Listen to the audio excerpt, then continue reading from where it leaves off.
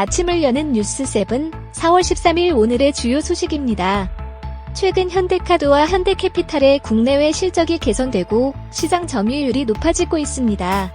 캐피탈 부문에서 자동차 리스, 할부금융 해외 법인 수입이 확대된 가운데 상업자 표시 신용카드 시장 선점에 성공해 현대카드가 관련 업종에서 2위권을 다투고 있는 상황입니다.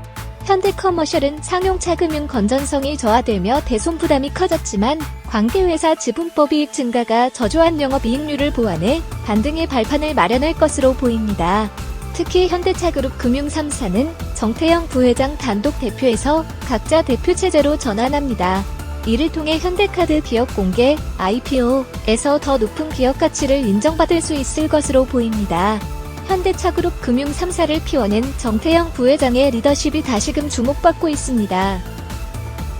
박정호 SK텔레콤 사장은 오는 14일경 지배구조 개편과 관련한 사내 설명회를 가질 예정인 것으로 알려졌습니다. 이는 SK텔레콤이 오랫동안 추진해온 중간지주 설립을 통한 SK그룹 지배구조 개편과 연결됩니다. 또 SK텔레콤은 물론 SK그룹 계열사들이 사명 변경을 추진하고 있습니다. 기존 특종업종에 한정된 사명으로는 근본적인 변화를 꾀하기 힘들다는 최태원 SK그룹 회장의 의지가 담긴 것입니다. 지배구조 개편과 맞물리는 사명 변경, SK그룹의 미래를 보여주는 일은 아닐까요? 국내 제약, 바이오 업계가 빠르게 외형 성장을 거듭하고 있습니다.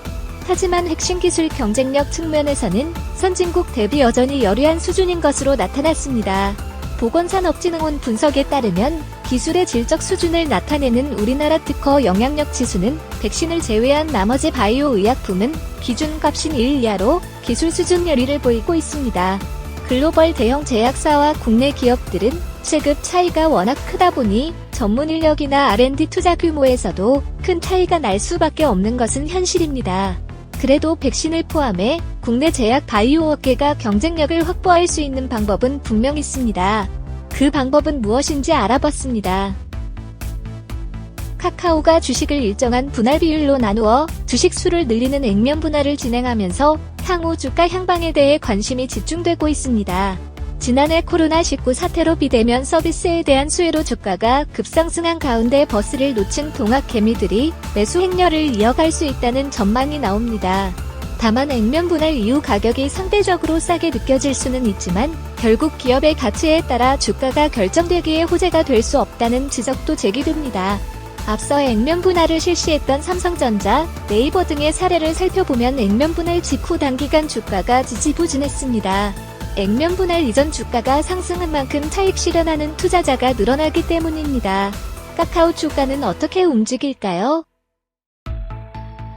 LG에너지솔루션과 SK이노베이션이 글로벌 배터리 분쟁이 극적으로 해결됐습니다.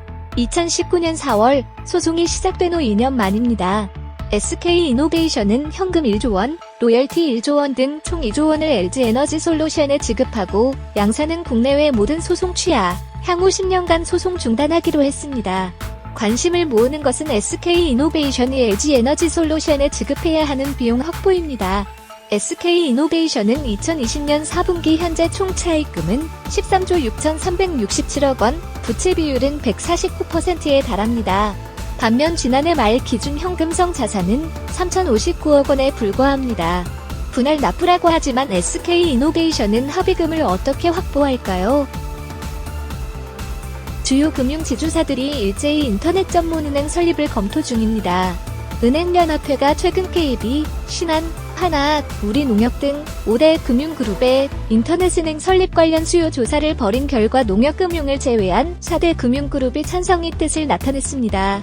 K뱅크, 카카오뱅크로 대표되는 인터넷은행 업계에 전통의 시중은행을 보유한 금융그룹들이 후발주자로 뛰어들어봤자 경쟁력이 떨어질 것이라는 시각과 그룹별 디지털 트랜스포메이션 전략 실행의 돌파구가 될 것이란 기대감이 혼재된 양상입니다.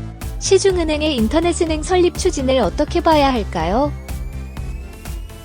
홈플러스가 지난해 자산 유동화를 통해 확보한 약 1조 3천억 원의 자금을 바탕으로 오프라인 매장 고급화, 신규 인력 채용 등 적극적인 체질 개선에 나섭니다.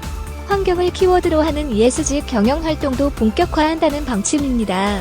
일단 홈플러스는 올 연말까지 전국 10개 점포를 홈플러스 스페셜 점포로 추가 전환합니다.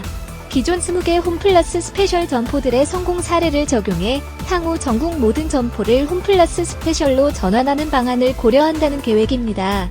대졸 신입사원 공채도 3년 만에 재개합니다. 홈플러스의 체질 개선이 성공적으로 이뤄지길 기대합니다.